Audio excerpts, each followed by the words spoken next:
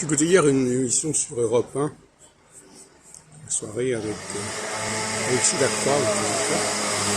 Il y avait la question de savoir qui on était, se connaître, etc.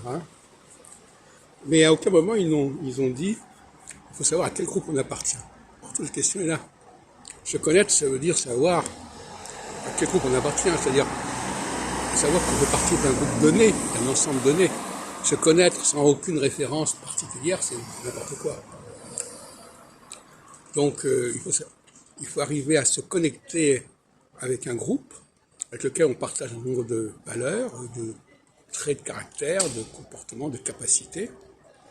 Et c'est par rapport à ce groupe que l'on peut exister finalement, parce que ce groupe, il faut qu'il développe des synergies avec d'autres groupes. Il faut qu'il défende ses membres aussi, d'un point de vue syndical, si on peut dire, au sens large du terme.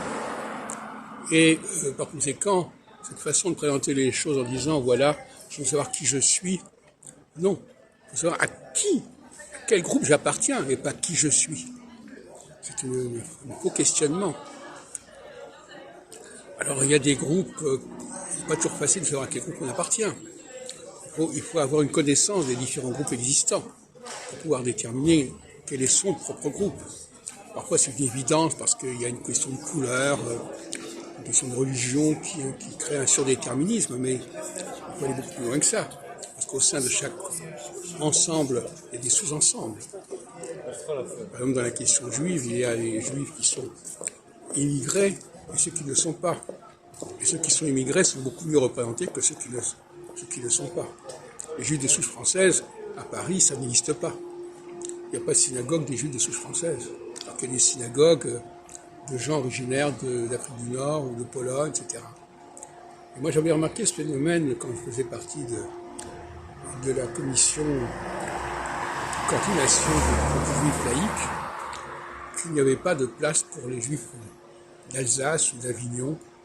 Et ça, j'ai trouvé ça très, très désagréable et très pénible. De la même façon, au niveau des gens qui soutiennent des thèses, il y a des gens qui ont un poste X ou Y, et puis il y a des gens qui n'ont pas obtenu de poste, et qui ont quand même travaillé pendant des années pour faire des travaux de thèse, qui ont soutenu des thèses.